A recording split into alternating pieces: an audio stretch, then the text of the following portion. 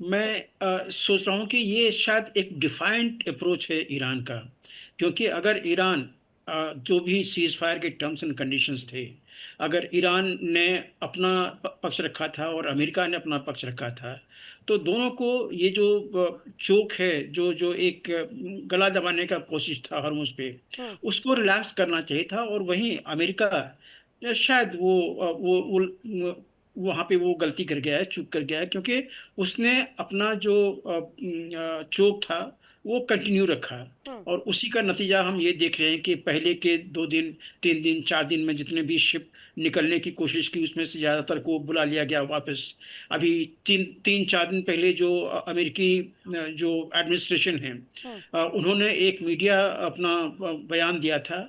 उसमें उन्होंने कहा था कि उनका जो ब्लॉक है, हम्म। ब्लॉकेड वो 100% है। हम्म। तो फिर वो कहने की क्या कोशिश कर रहे हैं, फिर सीज फायर कहाँ पे है? हम्म। और उस सबों के बीच में अभी आज अगर वार्ता होनी थी, और कल आपने ईरानी जहाज के ऊपर में अपने कमांडो उतार दिए हैं, तो ये दिखाता है कहीं पे संजीदगी की कमी नहीं है। और एक अक्खड़पन जो जो जो अमेरिका दिखा रहा है, वो चीज कहीं दिख रहा है कि जब आप सीज फायर के लिए जा रहे हैं, जब वार्ता के लिए जा रहे हैं, जहाँ पे सीज फायर एक्सटेंड होने की बात है, ईरान पहले से ही आपको कह रहा है कि ये कैसा आपने सीज फायर रखा है, जहाँ पे कि किसी को आप हॉर्मुज से बाहर जाने ही नहीं दे रहे हैं, ब्लॉकेड आपने जारी रखी है। तो ये सारी चीजों को देखते हुए आज के दिन में लगता है कि अगर ईरान नहीं आया वहां पे, तो ऑब्वियसली आप जानते हैं जो डोनाल्ड ट्रंप का जो रुख है, पिछली बार उन्होंने कहा था कि हम उसको तबाह कर देंगे, एक एक सिविलाइजेशन जो है वो खत्म हो जाएगी। सिविलाइजेशन तो अमेरिका खत्म नहीं कर सकता है। हाँ, वो फिर से युद्ध छेड़ सकता है, और युद्ध छेड़ने से ईरान की फिर से हानि होगी। लेकिन ईरान की अब बात आ गई है कि उनकी आन पे, उसमें उनका स्वाभिमान पे, और उनकी जो रक्षा जो जो प्रिपेयर्डनेस है उसके ऊपर में आघात पे, वॉर हम्म। पे। तो इस दोनों के बीच में ईरान को भी चूज करना है। अभी अगर बिल्कुल वो अपना कोई डेलीगेशन नहीं भेजता है, तो हाँ। सीधा सीधा अमेरिका को किरकिरी दिखाने के लायक होगा। तो हम्म। आने वाले घंटों में आपको पता चल तो जाएगा कि उन क्या है। बयानबाजियों का क्या असर, जिन बयानबाजियों पर इस पूरी जंग में भूमिका सेट हो रही है, उनका क्या? वो क्यों दिए जा रहे हैं फिर? अगर इसी तरीके से आगे रुख रखना है तो इन बयानबाजियों का आप आधार क्या समझ रहे हैं? रितु जी, अब डोनाल्ड ट्रंप के बयानबाजी का क्या करें? वो आज के दिन में एक चीज कहेंगे और आज ही शाम में वो उसको कॉन्ट्राडिक्ट कर देंगे, कल कुछ और कहेंगे, परसों कुछ और कहेंगे। तो इसके ऊपर में चर्चा तो करना शायद बेमानी होगी, हम लोगों को अपने आप को धोखा देना होगा। तो हम्म। डोनाल्ड ट्रंप को इन सब चीजों से बचना पड़ेगा। देखिए, डोनाल्ड ट्रंप प्रेसिडेंट हैं अमेरिका के, जो कि आज मतलब पिछले पिछले सेंचुरीज से हम्म। पूरे वर्ल्ड का सबसे सुपर पावर रहा है।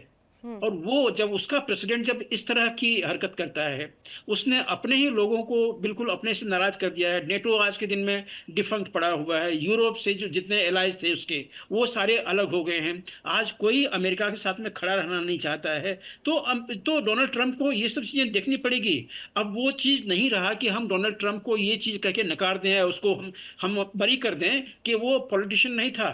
हम्म। डोनाल्ड ट्रंप ने अपना एक काल पूरा का पूरा प्रेसिडेंट का काल व्यतीत किया हुआ है, और उसमें उसने वो सारी चीजें सीखी होगी। और अगर नहीं सीखा है, तो फिर वो बेकार का प्रेसिडेंट है, फिर वो वर्दी नहीं है अमेरिका के प्रेसिडेंट होने लायक। तो ये सब चीजें देख के चलिए। तो इसीलिए वो जो बयानबाजी करता नहीं, है तो वो अपने काम धमकियां डोनाल्ड ट्रंप दे रहे हैं और फिर उसके बाद सवाल मोस्तफा खामनेई पर या ईरान पर कर रहे हैं कि ईरान के नॉट ब्लैकमेल अस।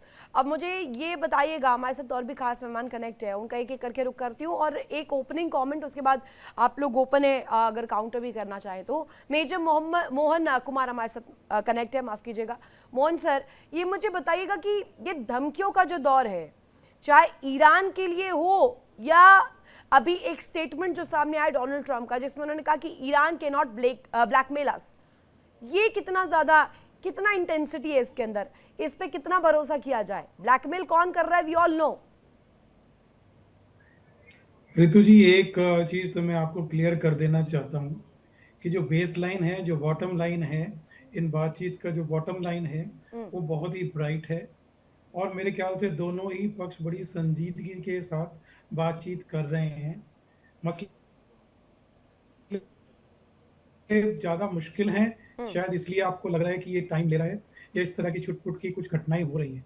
ओके। मैं इस चीज में आपको थोड़ा सा 1-2 दिन पहले जब आप इस्लामाबाद में जो वार्ता हुई थी उसके ऊपर ले चलता हूँ। देखिए इस्लामाबाद में कौन कौन अमेरिका की तरफ से प्रेजेंट कर रहे थे। जेडी वांस हैं, उनके वाइस प्रेसिडेंट हैं, and he is the next candidate also for okay. Presidential candidate भी हैं आप ये बहुत बड़ी बात कह रहे रिपब्लिकन्स के लिए। हैं। तो ये एक बहुत बड़ी बात है। और जो जेडी वैंस हैं, unlike other leaders of Trump administration, he is the most plausible face, I can say. वो अपनी दरिया दिली के लिए जाने जाते हैं और वो एक्सेप्टेबल है दुनिया भर में। और ईरान ने भी ये इंसिस्ट किया था कि मार्कोस को ना भेज के जेडी वैंस को भेजा जाए वहाँ पे, जो कि जेडी वैंस दो ट्रम्प के बहुत अच्छे दोस्त हैं या but how does colleague it हैं। How does it make a difference? मुझे तो ये जानना है।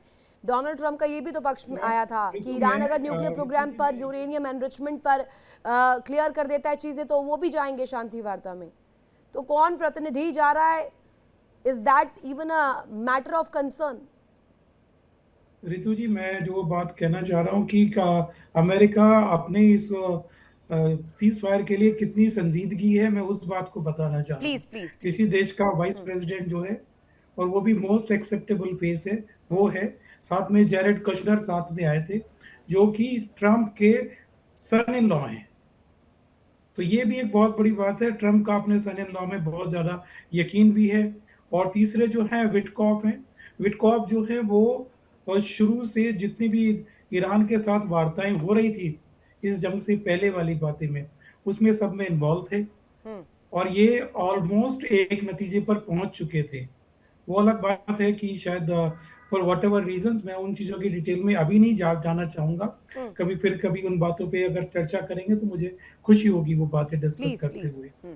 तो मेरे ख्याल से ऋतु जी, जो मुझे लगता है एज ऑफ नाउ, ये बहुत ही अच्छा माहौल है।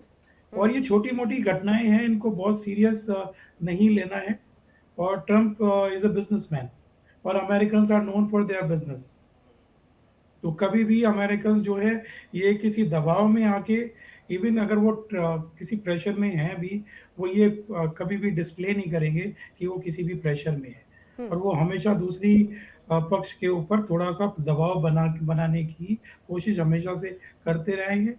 और वो ये आज से नहीं, फ्रॉम द वेरी बिगिनिंग, जब से सेकेंड वर्ल्ड वॉर खत्म हुआ है, अमेरिकन ने हमेशा अपनी टर्म्स डिक्टेट करी है। ऋतु अब जी। मुझे सवाल विराट सर से ये पूछना है। विराट सर, अभी तक तो हम बात कर रहे थे कि वर्ल्ड वॉर 3 अगर होती है तो न्यूक्लियर प्रोग्राम या जो रेजीम चेंज की दृष्टि से डोनाल्ड ट्रम्प का रुख था उसके तहत हो सकता है। लेकिन अगर अभी की सिचुएशन देखिए, everything is under the circle of Hormuz, तो क्या हॉर्मूज ही वो एपी सेंटर बनने वाला है वो विश्व युद्ध 3 का?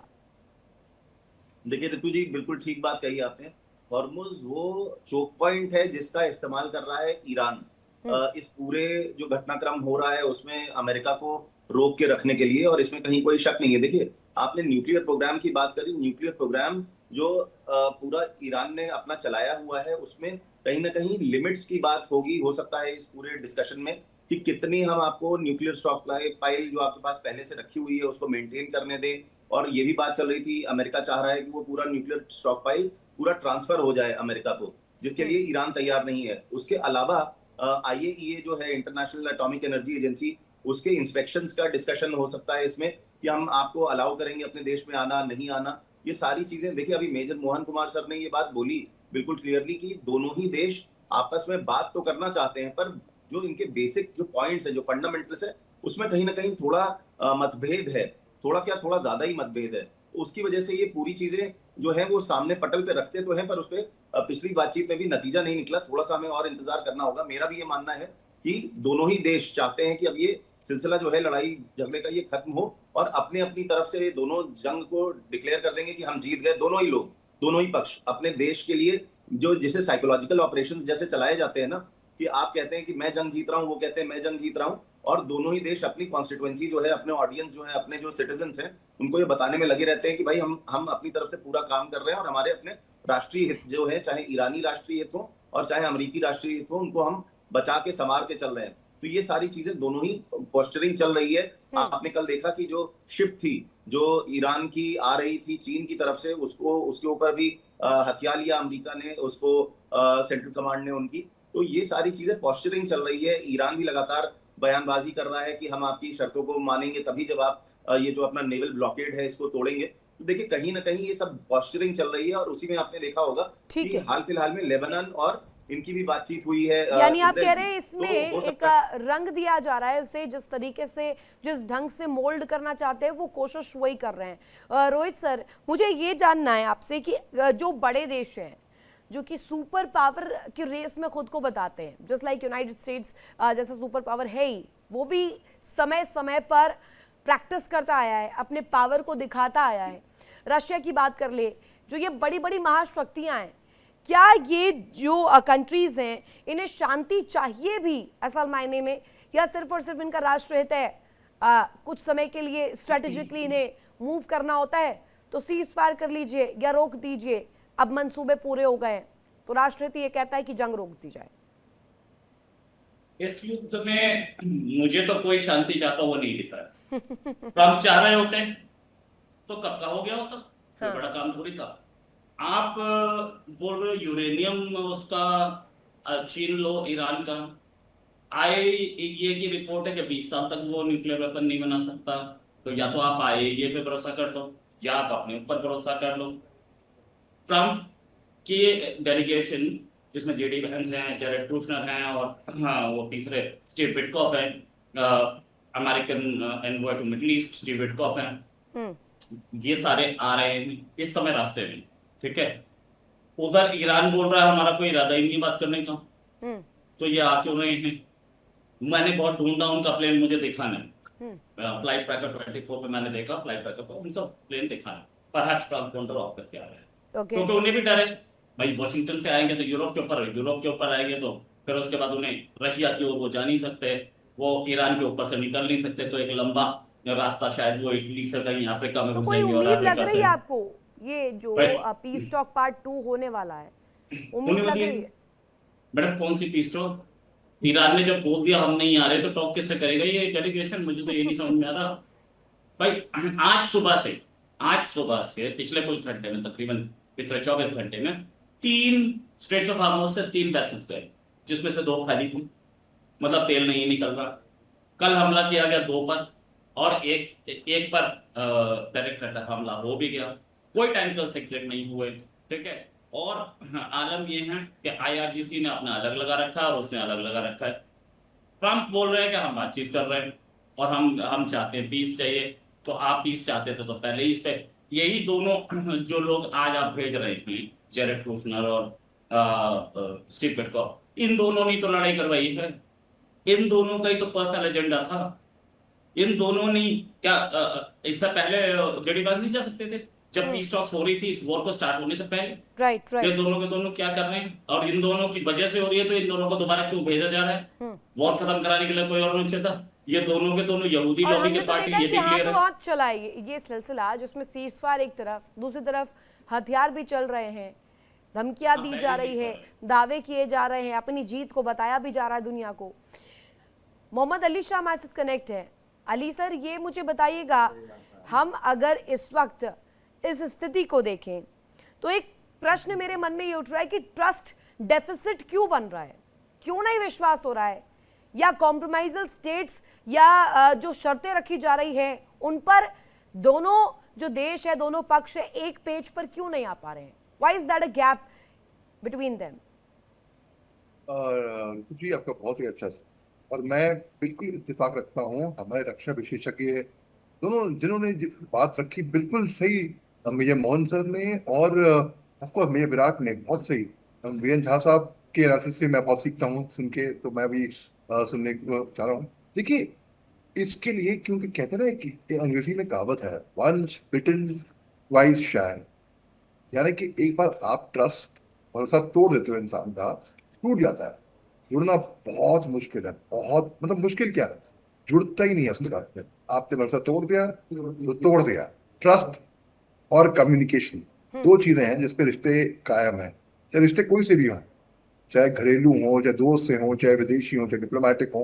ट्रस्ट और कम्युनिकेशन, और यहाँ पर ना ही ट्रस्ट है और ना ही कम्युनिकेशन हो रहा है। ट्रस्ट इसलिए नहीं है, देखिए 4 फरवरी को मेरे को अच्छे से याद है क्योंकि आपके साथ ही मैं इसी चैनल पे था जी। जब इनकी बातचीत हुई थी ईरान और अमेरिका की, और इन्होंने बोला कि भाई अच्छी शुरुआत हुई है, हमको इसको और आगे बढ़ाना चाहिए इस तरीके से। और उसी महीने में, ये शुरुआत की बात है भाई, फरवरी की शुरुआत की बात है, उसी महीने में फरवरी के आखिर में ईरान के अंदर अटैक कर देती है अमेरिका इजराइल के साथ मिलके। 28 फरवरी को उनकी लीडरशिप खत्म कर देती है, अयतुल्लाह khomeini उनके डिफेंस मिनिस्टर, IRGC के चीफ, मतलब सबको एक साथ। तो वंस बिटन ट्वाइस शाय, जब इतना आपने भरोसा तोड़ रखा है, चलिए इस्लामाबाद टॉक्स होती है, ठीक है, पीस टॉक्स होती है, सीज फायर की टॉक्स होती है, बस इसी टाइम पे ईरान फायरिंग शुरू तो कर देता है। आप ये कह रहे हैं कि ये सब मनगढ़ंत है, और सीधे सीधे अगर आपने ये पक्ष रखा है कि अब एक मन में जो एक डोर है, जो गांठ बंद गई है, वापस खुल नहीं पा रहा है। एक सवाल इसी से जुड़ता हुआ झा सर से मेरा है।